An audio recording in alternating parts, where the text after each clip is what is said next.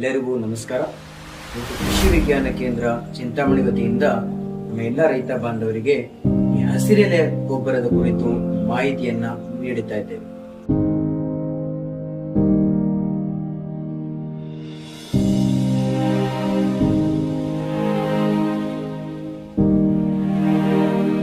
ಎಲ್ಲರಿಗೂ ನಮಸ್ಕಾರ. ನಾನು ಜಾಧವ್ ಬಾಲಾಜಿ ಅಂತೇಳಿ ಕೃಷಿ ವಿಜ್ಞಾನ ಕೇಂದ್ರ ಚಿಂತಾಮಣಿಯಲ್ಲಿ ಕ್ಷೇತ್ರ ವ್ಯವಸ್ಥಾಪಕನಾಗಿ ಕಾರ್ಯನಿರ್ವಹಿಸುತ್ತಾ ಇದ್ದೀನಿ. ಇವತ್ತಿನ ದಿನ ನಮ್ಮೊಂದಿಗೆ ನಮ್ಮ ಕೃಷಿ ವಿಜ್ಞಾನ ಕೇಂದ್ರ ಚಿಂತಾಮಣಿಯ ಕೃಷಿ ವಿಸ್ತರಣಾ ವಿಜ್ಞಾನಿಗಳಾದ ಡಾಕ್ಟರ್ ತನ್ವೀರ್ ಅಹಮದ್ ಅವರು ನಮ್ಮೊಂದಿಗೆ ಇದ್ದಾರೆ. ಅವರಿಗೆ ನಾನು ಪ್ರಪ್ರಥಮವಾಗಿ ಸ್ವಾಗತಿಸುತ್ತೇನೆ. ನಮಸ್ಕಾರ ಸರ್. ನಮಸ್ಕಾರ. ಹಸಿರು ಎಲೆ ಗೊಬ್ಬರ ಅಂದ್ರೆ ಏನು ಅನ್ನೋದ್ರ ಬಗ್ಗೆ ನೀವು ಸ್ವಲ್ಪ ತಿಳಿಸ್ಕೊಡ್ತೀರಾ ಸರ್? ಇತ್ತೀಚಿನ ದಿನಗಳಲ್ಲಿ ಏನಾಗ್ತಿದೆ ಅಂತ ಹೇಳಿದ್ರೆ, ಒಂದು ಅವೈಜ್ಞಾನಿಕವಾಗಿ ನಾವು ರಾಸಾಯನಿಕ ಗೊಬ್ಬರಗಳನ್ನ ಏನ್ ಬಳಸ್ತಾ ಇದ್ದೀವಿ, ಅದರಿಂದ ಮಣ್ಣಿನ ಫಲವತ್ತತೆ ಹದಗೆಡಿದೆ. ಅದರಿಂದ ಏನಾಗಿದೆ, ನಾವು ಮಣ್ಣಿನ ಫಲವತ್ತತೆಯನ್ನು ಕಾಪಾಡೋದು ನಮ್ಮೆಲ್ಲರ ಕರ್ತವ್ಯ. ಅದರಲ್ಲಿ ಈ ಒಂದು ಹಸಿರೆಲೆ ಗೊಬ್ಬರ ಅನ್ನೋದು ಅದು ತುಂಬಾ ಪ್ರಮುಖವಾಗಿರುವಂತಹ ಒಂದು ಪಾತ್ರವನ್ನು ಹೊಂದಿರುವಂತದ್ದು.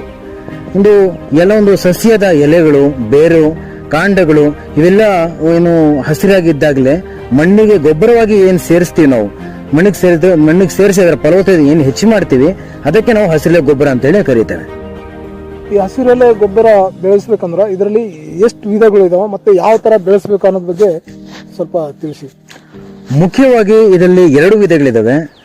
ಒಂದನೇದಲ್ಲಿ ಏನಾಗುತ್ತೆ ಅಂತ ಹೇಳಿದ್ರೆ, ಯಾವ ಭೂಮಿಯಲ್ಲಿ ನಾವು ಬೆಳೆಗಳನ್ನ ಬೆಳಿತೀವಿ ಅದೇ ಭೂಮಿಯಲ್ಲಿ ಈ ಒಂದು ಹಸಿರೆಲೆ ಗೊಬ್ಬರ ಬೀಜಗಳನ್ನು ಬಿತ್ತು ತದನಂತರ ಅದಲ್ಲೇ ನಾವು ಏನು ಉಳುಮೆ ಮಾಡಿ ಅದಕ್ಕೆ ಮಣ್ಣಿಗೆ ಸೇರಿಸುವಂತದ್ದು ಒಂದು ರೀತಿ ಇನ್ಸಿಟು ಮೆಥಡ್ ಅಂತ ನಾವು ಇಂಗ್ಲಿಷ್ ಅಲ್ಲಿ ಕಲಿಸಿದ್ದೀವಿ. ಇದರಲ್ಲಿ ಬೆಳೆ ಒಂದು ಸೆಣಬು ಆಗಿರ್ಬೋದು, ಅಲಸಂದೆ ಆಗಿರ್ಬೋದು, ಹುರುಳಿ ಆಗಿರ್ಬೋದು, ಇದೆಲ್ಲ ಇದರಲ್ಲಿ ಆಗುತ್ತೆ. ಇನ್ನೊಂದು ರೀತಿಯಲ್ಲಿ ನಾವು ನೋಡೋದಾದ್ರೆ, ಒಂದು ಕೃಷಿಗೆ ಯೋಗ್ಯವಿಲ್ಲದಂತಹ ಒಂದು ಭೂಮಿ, ಅದು ಕಾಡಾಗಿರಬಹುದು, ಗೋಮಾಳಗಳಾಗಿರಬಹುದು, ಅಲ್ಲಿ ದೊಡ್ಡ ದೊಡ್ಡ ಮರಗಳು ಏನೇನು ಬೆಳೆದಿರ್ತವೆ ಅಲ್ಲಿಂದ ಎಲೆಗಳನ್ನ ತಗೊಂಡ್ ಬಂದ್ಬಿಟ್ಟು ಈ ಭೂಮಿಗೆ ಸೇರಿಸುವಂತದ್ದು ಇನ್ನೊಂದು ಮರಗಳನ್ನ ಅಲ್ಲಿ ತರೋದಂಥದ್ದು. ಅಂದ್ರೆ ಅದು ಬೇವಾಗಿರಬಹುದು, ಗ್ಲೇರಿಸಿಡಿ ಆಗಿರಬಹುದು, ಈ ತರ ಒಂದು ಬೆಳೆಗಳನ್ನು ನಾವು ಮಾಡಬಹುದು. ಈ ಹಸಿರೆಲೆ ಗೊಬ್ಬರ ಅಂದ್ರೆ ಯಾವ ತರ ಇರಬೇಕು ಮತ್ತೆ ಅದರದ್ದು ಲಕ್ಷಣಗಳು ಯಾವ ತರ ಅಂತ ಸ್ವಲ್ಪ ತಿಳಿಸಿ. ಮುಖ್ಯವಾಗಿ ಹೇಳೋದಾದ್ರೆ, ಈ ಒಂದು ಹಸಿರೆಲೆ ಗೊಬ್ಬರ ಏನು ಎಲ್ಲಾ ರೀತಿಯಂತಹ ಮಣ್ಣಲ್ಲಿ ಬರಬೇಕು, ಅದು ಬೆಳೆಯಂತ ಇರಬೇಕು. ಅದಾದ್ಮೇಲೆ ಇದೇನು ಕಾಂಡ ಇದೆಯಲ್ಲ, ಕಾಂಡಕ್ಕಿಂತ ಜಾಸ್ತಿ ಎಲೆಗಳು ಬರಬೇಕು, ಅದು ಒಂದು. ಮತ್ತೆ ಯಾವುದೇ ರೀತಿಯಾದಂತಹ ಒಂದು ಕೀಟ ಮತ್ತೆ ರೋಗಕ್ಕೆ ಆಕರ್ಷಣೆ ಮಾಡಬಾರ್ದು. ಮತ್ತೆ ಕಡಿಮೆ ಸಮಯದಲ್ಲಿ ಬೇಗ ಅದನ್ನು ಉತ್ಪಾದನೆ ಆಗಬೇಕು. ಈ ತರ ಎಲ್ಲ ಗುಣಲಕ್ಷಣ ಇದ್ರೆ ಅದು ಒಳ್ಳೆಯ ಒಂದು ಹಸಿರೆಲೆ ಗೊಬ್ಬರ ಅಂತ ಹೇಳಿ ನಾವು ಕರಿಬಹುದು. ಮತ್ತೆ ಇದ್ರ ಜೊತೆಗೆ ಅದು ದ್ವಿದಳ ಧಾನ್ಯವಾಗಿದ್ರೆ ಇನ್ನೂ ಉತ್ತಮವಾಗಿರೋದು. 1 ಎಕರೆ ಪ್ರದೇಶದಲ್ಲಿ ನಾವು ಸೆಣಬು ಬಿತ್ತನೆ ಮಾಡ್ಬೇಕಂದ್ರೆ ಎಷ್ಟು ಕೆಜಿ ಬೀಜ ಬೇಕಾಗಿರುತ್ತೆ? ಸರಿ ಸುಮಾರು 1 ಎಕರೆಗೆ ಒಂದು 12 ರಿಂದ 15 ಕೆಜಿ ಒಂದು ಬೀಜ ಇದ್ರೆ 1 ಎಕರೆಗೆ ಸಾಕಾಗುತ್ತೆ. ಈ ಹಸಿರೆಲೆ ಗೊಬ್ಬರ ಬೆಳೆಗಳನ್ನು ಯಾವ ಸಮಯದಲ್ಲಿ ಬೆಳಿಬೇಕು ಅನ್ನೋದು?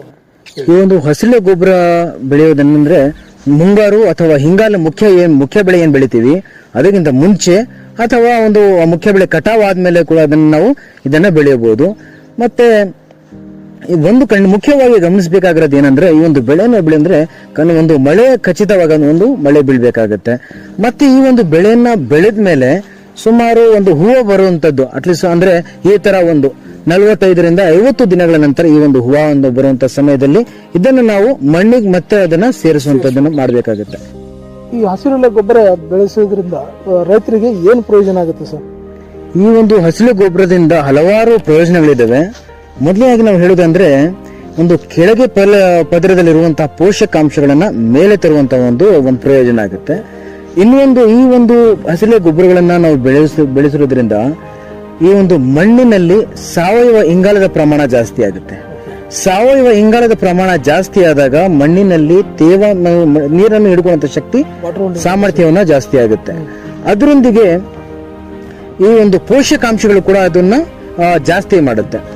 ಮತ್ತೆ ಈ ಒಂದು ಮಣ್ಣಲ್ಲಿ ಸಾವಯವ ಇಂಗಾಲ ಮತ್ತು ಹ್ಯೂಮಸ್ ಅಂಶವನ್ನು ಕೂಡ ಅದು ಜಾಸ್ತಿ ಮಾಡುತ್ತೆ. ಮತ್ತೆ ಇದರೊಂದಿಗೆ ಒಂದು ಏನದು ನಾವು ಸವಕಳಿ ಅಂತ ಏನ್ ಹೇಳ್ತೀವಿ, ಎರೋಷನ್, ಅದು ಸಾಯಿಲ್ ಎರೋಷನ್ ಆಗಿರ್ಬೋದು ಅಥವಾ ವಾಟರ್ ಎರೋಷನ್ ಆಗಿರ್ಬೋದು, ಅದನ್ನು ಕೂಡ ನಾವು ಕಡಿಮೆ ಮಾಡಬಹುದು. ಅದೇ ರೀತಿಯಲ್ಲಿ ಈ ಒಂದು ಮಣ್ಣಿನಲ್ಲಿ ಒಂದು ಸೂಕ್ಷ್ಮಾಣು ಜೀವಿಗಳ ಕ್ರಿಯೆಯನ್ನ ಹೆಚ್ಚಿಸುತ್ತದೆ. ಅದು ಹೆಚ್ಚಿದಾಗ ಮಣ್ಣಿನ ಫಲವತ್ತತೆ ಕೂಡ ಜಾಸ್ತಿ ಆಗುತ್ತೆ. 1 ಎಕರೆ ಭೂಮಿಯಲ್ಲಿ ಈ ಹಸಿರೆಲೆ ಗೊಬ್ಬರ ಆದಂತ ಸೆಣಬು ಎಷ್ಟು ಟನ್ ಸಿಗ್ಬೋದು ಸರ್?